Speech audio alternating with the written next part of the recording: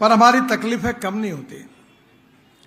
अभी आपको पता होगा कि यूनो में भूटान के प्रधानमंत्री जी का भाषण हुआ था और ये भाषण की चर्चा पूरे दुनिया में हुई। और वो भाषण ये था कि उन्होंने कहा कि पूरे विश्व में ये जो डोमेस्टिक हैप्पी ह्यूमन इंडेक्स है, जिसको हमारी भाषा में हम सुखांक कहते हैं, वो कैसा बढ़ना चाहिए, इसके लिए हमने प्राथमिकता देनी चाहिए। अब ये सुखांक का मतलब क्या है?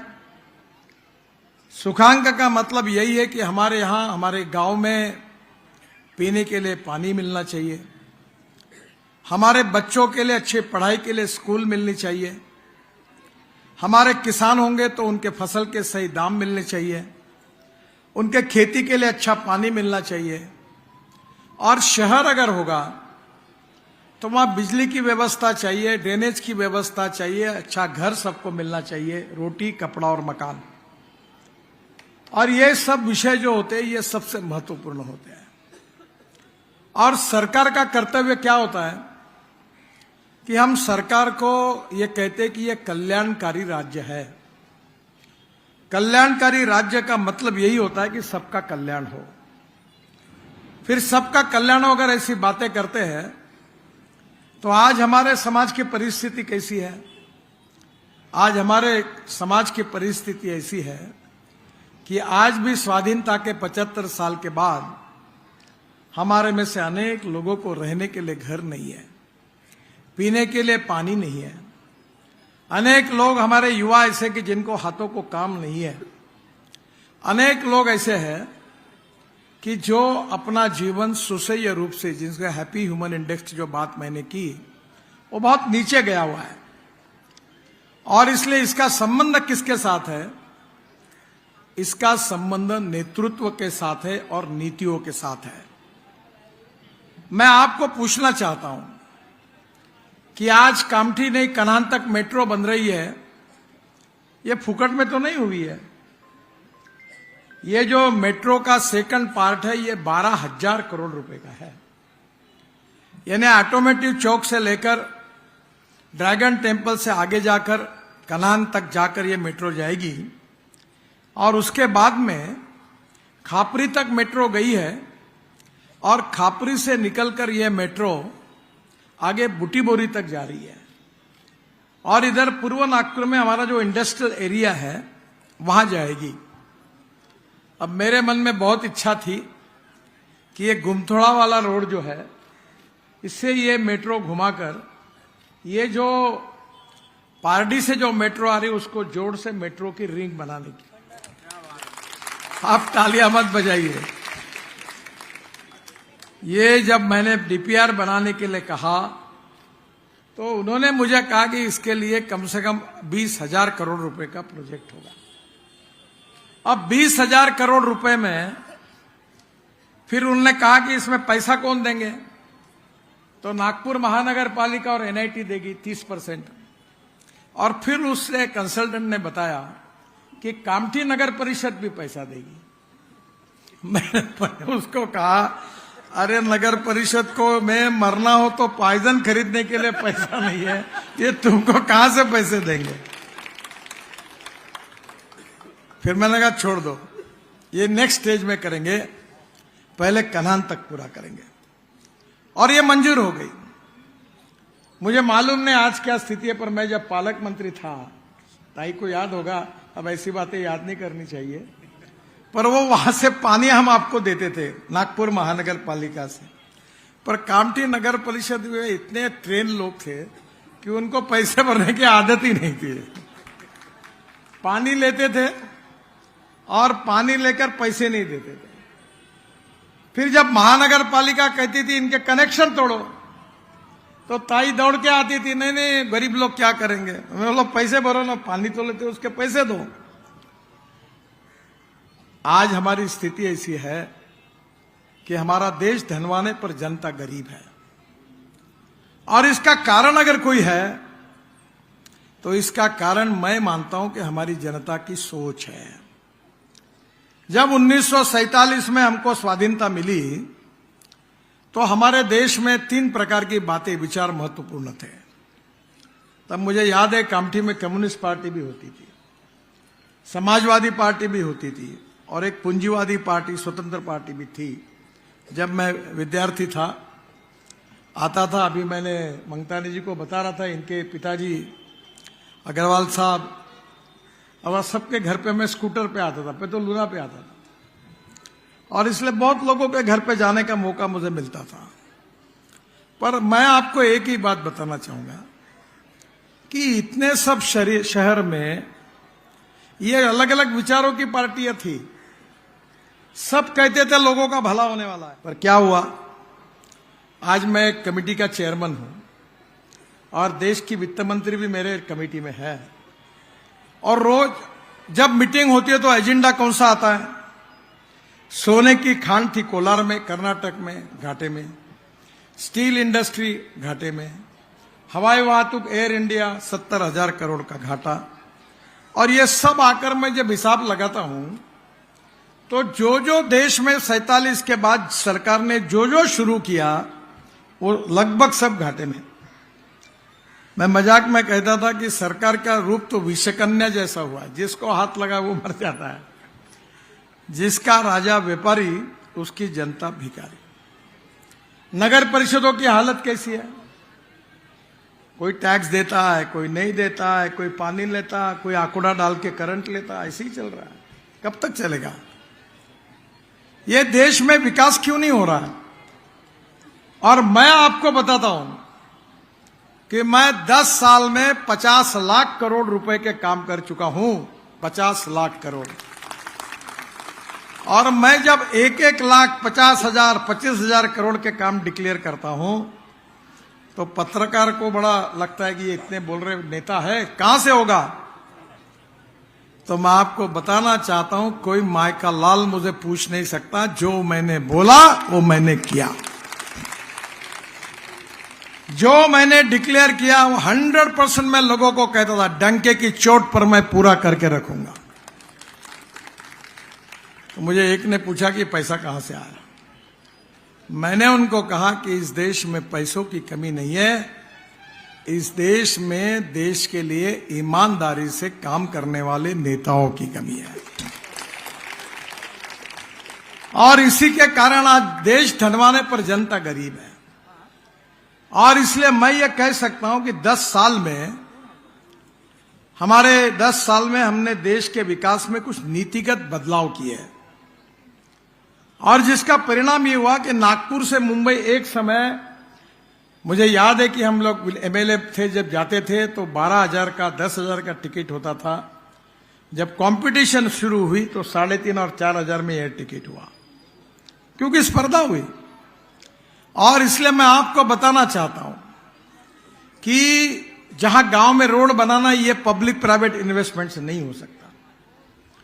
मैं जब मुंबई में उस समय मंत्री था तो मैंने 55 उड्डान पुल, फ्लाईओवर्स मुंबई में बनाया, वर्ली बांद्रा सेलिंग प्रोजेक्ट बनाया, मुंबई पुणे द्रुतगति महामार्ग बनाया, तो लोगों से पैसा खड़ा करके बनाया। तो मुझे लोगों ने पूछा, आप ये क्यों कर रहे हो? तब मैंने उनको बताया कि मैं हमारे महाराष्ट्र में अनेक गांवों को जाने के लिए रोड नहीं है।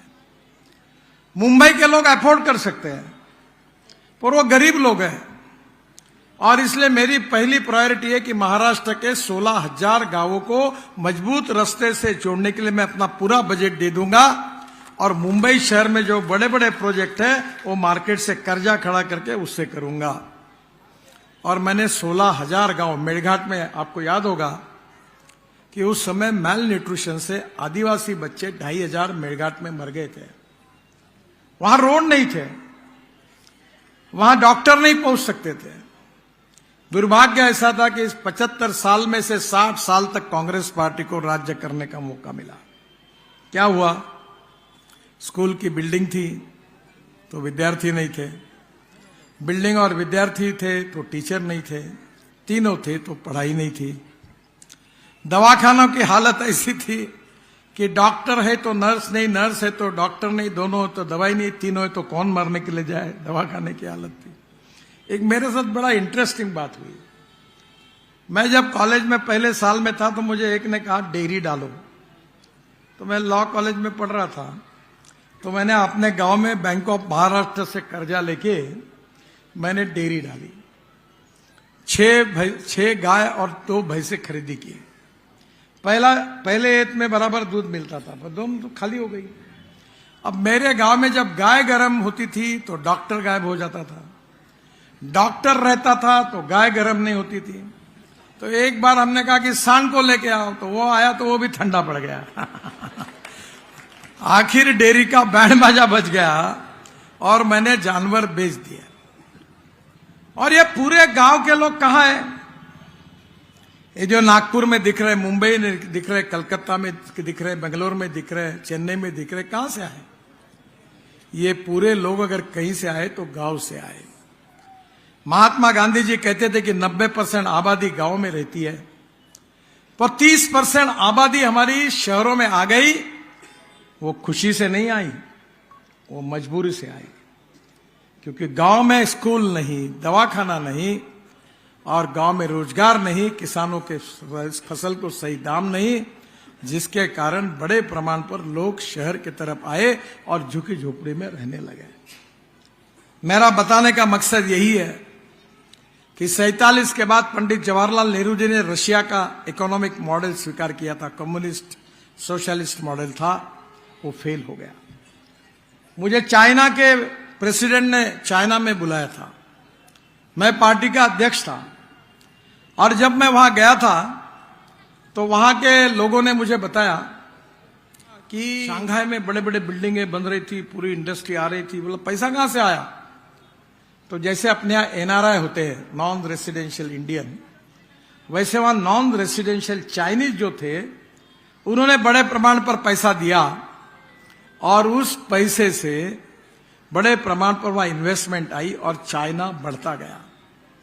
फिर मैं जब प्रेसिडेंट को मिला तो मैंने कहा, आप तो कहते हो दुनिया के मजदूर एक हो, हर मालक शोषण कर रहा है, आपने सब विचार बदल दिया, लाल झंडे के अलावा कुछ नहीं है।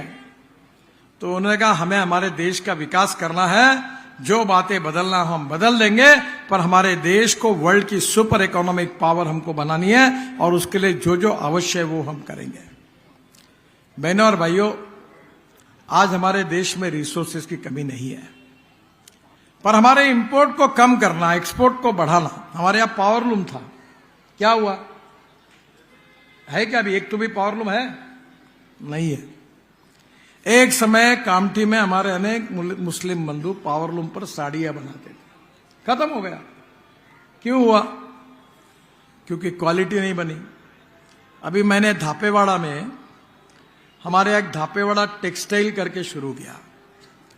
मेरे मन में यह बात अक्सर याद आती है, वो मेरी कंपनी नहीं है, मेरा धंधा नहीं है मेरा, और वहां इलेक्ट्रॉनिक हैंडलूम तैयार किया, और उसके ऊपर कॉटन की इतनी सुंदर साड़ी तैयार हुई, 400 रुपए की है। फिर मैंने उनको कहा कि अब बनारसी शालू इस पे बनाओ, या नासिक की पैठनी बनाओ, वो भी बन गई। और फिर हमारे गांव में हलवा समाज की जो पावरलूम पर, हैंडलूम पर काम करती थी, 1500 महिलाएं ट्रेन हुई। अब धीरे धीरे साड़ियां बनकर फिर कला अच्छी करने की कोशिश कर रहे हैं। यह उमरेड रोड पर एक पांचगांव करके गांव है, वहां हमने ये जो कतरन निकलती है, रेडीमेड गारमेंट्स है, उसके जो टुकड़े निकलते हैं उसके दरिया बनाई है। 1500 महिलाओं को ट्रेनिंग मिला है। अब धापेवाड़ा में हर महिला, करीब 900 महिला 1 लाख रुपए साल की कमाती है, और यहां पांचगांव में भी 1500 महिलाओं का ट्रेनिंग हुआ, वो भी पैसे कमाती है। मेरा कहना यही है कि व्यवसाय विमुख तांत्रिक शिक्षण और स्किल्ड, ये कभी हमने कोशिश की क्या? इंजीनियरिंग कॉलेज अभी ताई कोशिश कर रही है कि स्किल्ड का बहुत बड़ा इंस्टीट्यूट वहां खोल रही है, ताकि हमारे गरीबों का जीवन अच्छा कैसे बने। और मैं तो राजनीति करता हूं, 2% करता हूं, और लोगों के कहने पे नहीं करता। मैंने लोगों को, नागपुर में मैं भी सांसद हूं, मैंने कहा था, देखो भाई, तुमको अच्छा लगे तब तक वोट दो, नहीं देगा मतलब मत दो। बाकी मैं जो ईमानदारी से सही काम है वही करूंगा। ये जातीयवाद, सांप्रदायिकता, ये जात पात के पत्रक मेरे तरफ लेके नहीं आना। मैं मानता हूं कि नागपुर शहर की पूरी जनता मेरा परिवार है। मैं नागपुर का हूं और जनता मेरी है, और जो वोट देगा उसका भी काम करूंगा, नहीं देगा उसका भी करूंगा। हमारे लोकतंत्र में हमें समाज के प्रति और लोगों के प्रति जिम्मेदार होना चाहिए। हमारे जीवन को बदलना चाहिए। रोजमर्रा जीवन में रोटी, कपड़ा और मकान मिलना चाहिए। मुझे याद है कि हम सब लोग जिनके विचारों पर काम करते हैं, वो पंडित दीनदयाल उपाध्याय जी ने बताया है कि हमारे समाज के जो शोषित है, पीड़ित है, दलित है, जो सामाजिक, आर्थिक, शैक्षणिक दृष्टि से पिछड़े हुए हैं, जिनके पास रहने के लिए मकान नहीं है, खाने के लिए रोटी नहीं है, शरीर पर कपड़ा नहीं है, उन दरिद्र नारायण को हम भगवान माने और उसकी निरंतर सेवा करते रहे। और जिस दिन उस व्यक्ति को रोटी, कपड़ा और मकान मिलेगा, उस दिन हमारा कार्य पूरा होगा, ऐसा हम समझेंगे। ये दीनदयाल उपाध्याय जी का सामाजिक आर्थिक चिंतन अंत्योदय के रूप में हमारा उद्दिष्ट है। अभी एक चुनाव के महीना भर पहले दिल्ली में बीबीसी ने मुझे बुलाया था, ब्रिटिश ब्रॉडकास्ट कंपनी। वर्ल्ड के पत्रकार आए थे, अंग्रेजी में बात कर रहे थे, और उन्होंने मुझे पूछा, एक इंग्लिश पत्रकार ने, कि आपके जीवन में आपने बड़े ब्रिजेस बनाए, रोड बनाए, हाईवे बनाए, बहुत बने। 1 लाख करोड़ का तो एक ही रोड मैंने दिल्ली से मुंबई तक का बनाया। आप देश में कहीं भी जाइए। अभी आजकल तो मुझे लोग बोलते हैं कि हम कश्मीर गए थे, ढाबे पे खाना खाया, उसने पूछा कहां से आए, बोले नागपुर से। अरे नितिन गडकरी जी के यहां से आए क्या? बिल मत देना, फुकट में खाओ। तो टैक्सी वाले ने बोला कि मैं पैसे नहीं लेता। बहनों और भाइयों, तो उन्होंने जब मुझे पूछा कि तुमने अच्छा काम कौन सा किया, तो मैंने टनल, रोड और ब्रिज का नाम नहीं लिया। मैंने उनको एक कहानी बताई कि मैं महल में रहता था, अब फिर से महल रहने के लिए जाने वाला हूं। तो हमारे महल से साइकिल रिक्शा में बैठकर मैं अपनी माँ और बड़ी बहन के साथ मामा के घर जाने के लिए निकलता था। महल चौक से, गांधी गेट से, जुम्मा गेट बोलते हैं उसको। वहां से वो तिलक पुतला लगता था, वहां एक चढ़ाव था। तो साइकिल रिक्शे वाला ये बेचारा बड़ी मेहनत करके हमको खींचता था, उसके तरफ देखा नहीं जाता था। तो देखने के बाद मैं जब उसकी हालत देखता था, मैं कूदी मार के उतर जाता था और धक्का मारता था। वो घटना मेरे दिल में बैठ गई थी। और जब मैं मंत्री बना 2014 में, तो मैंने IIT के, टेक्नोलॉजी के, ऑटोमोबाइल के सब लोगों को बोला, और मैंने कहा ये 1.5 करोड़ लोग आदमी आदमी को खींचने का काम करता है। इतना ही नहीं तो बंगाल में और झारखंड में जैसे बैलों के कंधे पे जू रखते हैं, वैसे कंधे पे रख के लोगों को खींचते हैं। और 70% लोग दलित और मुसलमान और आदिवासी समाज के थे। मैंने कहा यह प्रथा बंद होनी चाहिए, इसके लिए मुझे टेक्नोलॉजी का सॉल्यूशन चाहिए। और पूरे इंस्टीट्यूट को मैंने काम दिया, और उनने पहले एक मैकेनाइज्ड ड्रिवन ई रिक्शा, इसका शोध लगाया। मैंने एक्ट बनाया। अब कोई 1 क्विंटल का बोरा पीठ पर नहीं रखता, अब वो अपने ई रिक्शा में, इसमें ई कार्ट में लेके जाता है। और आज मुझे खुशी है कि जो 1.5 करोड़ लोग आदमी आदमी को खींचने का काम करते थे, आज उनको मानवता के आधार पर नई स्वतंत्रता, स्वयं स्वाधीनता मिली। ये प्रथा पूरी तरह बंद हो गई। तुम्हारे शहर में है क्या साइकिल रिक्शा? अभी है? नहीं, बंद हो गया। पहले कितने थे? पहले तो हमारे नागपुर शहर में कामठी काय के लिए प्रसिद्ध था मालूम है? ये साइकिल रिक्शे के लिए। टेका, इंदौरा, कामठी, यहां कौन सा धंधा था? तो साइकिल रिक्शा का। पर जब कोई अच्छा व्यक्ति सोचता है तो प्रथा बदल गई, टेक्नोलॉजी आई। आखिर छोटी छोटी समस्याओं में लोगों के जीवन में बदलाव करना, यही राजनीति का मकसद है। और ये देश सुखी बनना चाहिए, समृद्ध बनना चाहिए, संपन्न बनना चाहिए। गांव, गरीब, मजदूर, किसान का कल्याण करना चाहिए। ये विश्व गुरु बनना चाहिए। $5 ट्रिलियन की इकोनॉमी बननी चाहिए। और सही अर्थ में ये देश का जो गरीब व्यक्ति है, उसका सुखांक बढ़ना चाहिए। उसके जीवन में पहले क्या था मुझे मालूम है, मैं घूमता था, ये WCL का कोयला चोरी करके लाते थे, और ये जो टाई का अंडरपास है वहां के पहले जाते थे हम रात को, रांटेक पूरा धुआं निकलता था, वो कोयले में भट्टियां चलती थी। अब है क्या? नहीं है, क्योंकि 9.5 करोड़ लोगों को हमारी सरकार ने फुकट में गैस का सिलेंडर और सिगड़ियां दी, जिसके कारण धुआं नहीं निकलता। नहीं तो कैटरेक्ट के ऑपरेशन, ये पूरे कामठी में इधर उधर धुआं ही दिखता था, और कनान में तो धुआं ही धुआं था, क्योंकि फुकट का लाते थे सब लोग।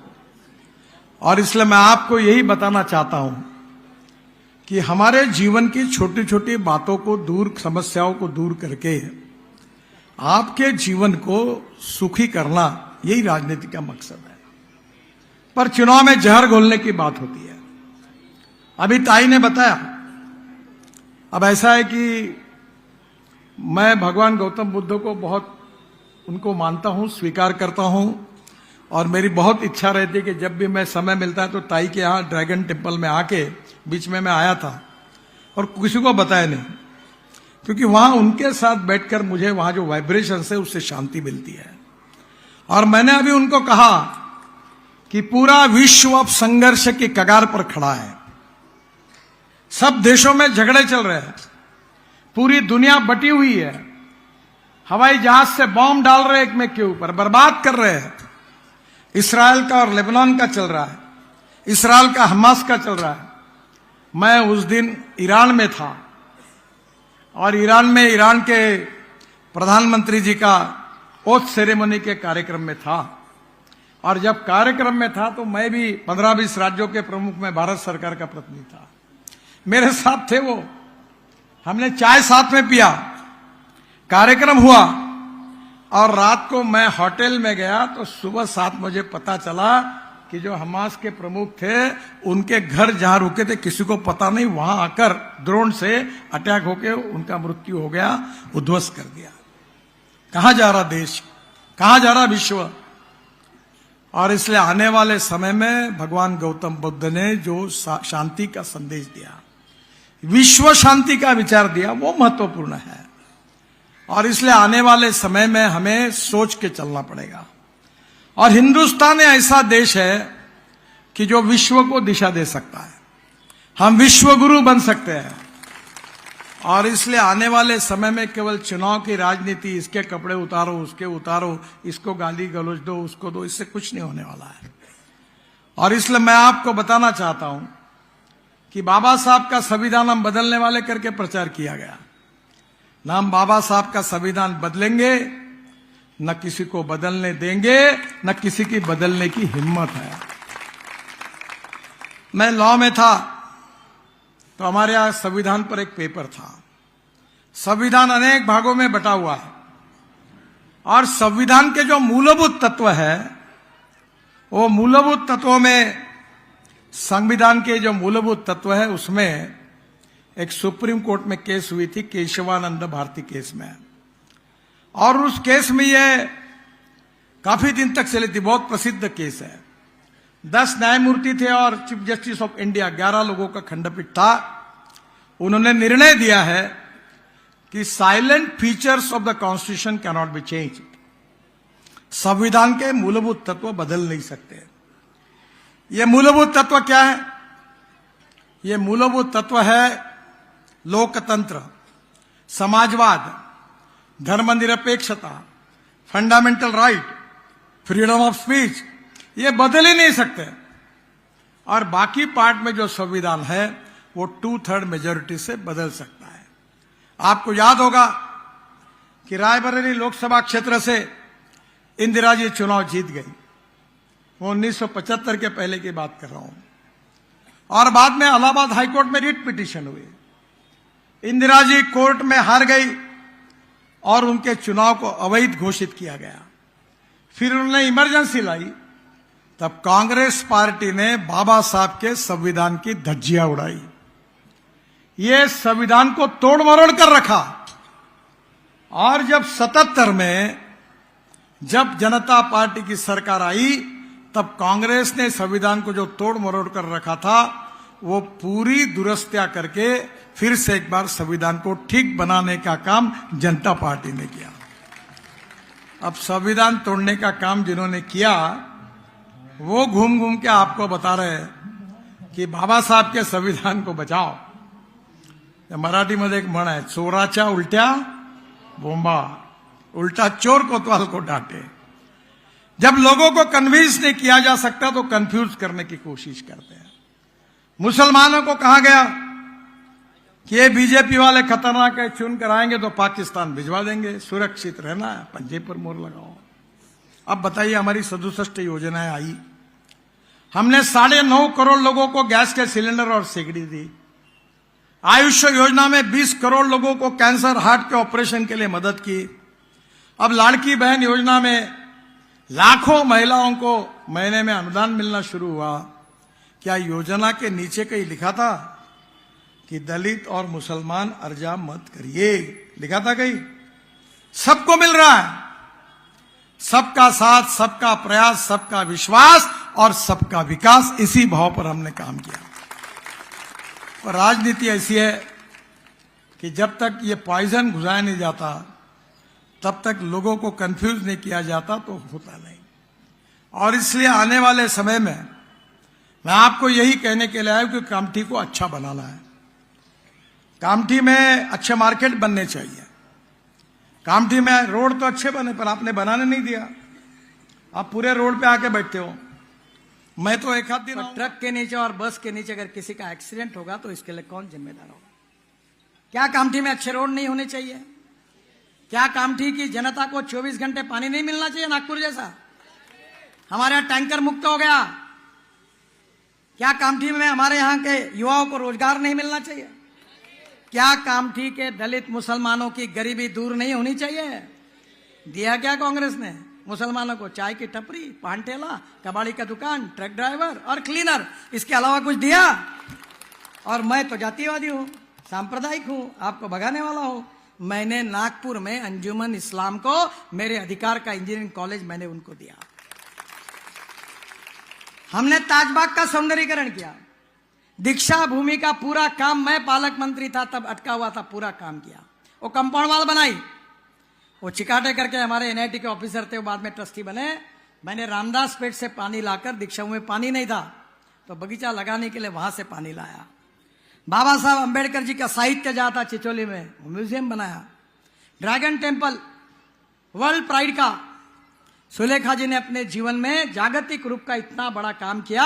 हर बार बावनकुळे जी हो, मैं हो, फडणवीस जी है, देवेंद्र जी, सब उनके काम के पीछे हम उनके साथ रहे। क्योंकि जो अच्छा काम करता है वो कोई भी हो, उसके अच्छे काम के लिए मदद करना, यही बात हमने ध्यान में रखी। और अब मेट्रो भी आ रही है। अब ना ऐसे कामठी को प्लान सिटी भी बनाना है। अच्छे मार्केट बनाओ, सब्जी मार्केट, मटन मार्केट अच्छे बनाओ। ये क्या रास्ते के ऊपर के कोमड़े बकरे काटे हुए पूरे रोगों को खरीद के अपने घर लेके जाते हो? अच्छा ही है। आप बीमारी लेके जा रहे हो घर से, रास्ते पे फुटपाथ पे खाते हो, इससे गड़बड़ होगी, आपकी हेल्थ बिगड़ जाएगी। क्या अच्छा जीवन यहाँ के लोगों को नहीं मिलना चाहिए? पर तुम जब तक सही लोगों को चुनोगे नहीं, सही लोगों के पीछे नहीं खड़े रहोगे तो कहां से होगा? ये तो कहावत थी एक, इधर गधे उधर गधे, सब तरफ गधे ही गधे, अच्छे घोड़ों को नहीं है घास और गधे खा रहे च्यवनप्राश। मुझे मालूम है कि हम च्यवनप्राश हमको ही मिलेगा पर हम गधे नहीं है, क्योंकि तुम समझ गए कौन है करके। भवन को है ना, लेकिन है ना, आने वाले क्या नहीं। मैं आपको यही कहने के लिए आया हूं कि यहां से चंद्रशेखर के रूप में एक बहुत कर्तृत्ववान और मेहनत से काम करने वाला, और चंद्रशेखर को एक कला उसको है, वो आदमी को भाई बना देता और भाई को आदमी बना सकता, जादूगर है। किसके लेटर हेड आता, किसकी साइन लेता और कहां से मंजूर करके आता, मेरे समझ में नहीं आता। वो बराबर वो रमी होती है ना, रमी, उसमें वो जोकर होता है, वो उसका 2 मिनट में सीक्वेंस बन जाता है। कहां से लाता मालूम नहीं, हर काम करता है। कोराड़ी का मंदिर हो, इस गांव में हमारे किसानों की समस्या हो, सब समस्याओं के लिए टेकचंद जी ने पिछले 5 साल में बहुत अच्छा काम किया। अरे मेरे डिपार्टमेंट ने तो 25,000 करोड़ के काम किए इस विधानसभा क्षेत्र में, 25,000 करोड़। और बावनकुळे जी ने इसके पहले जब ऊर्जा मंत्री थे तब भी अच्छा काम किया है। उनमें एक क्षमता है, वो कामठी के तकदीर को बदल सकते हैं। कामठी के भविष्य को बदलने की कुव्वत रखने वाला कोई नेता है तो वो चंद्रशेखर बावनकुळे।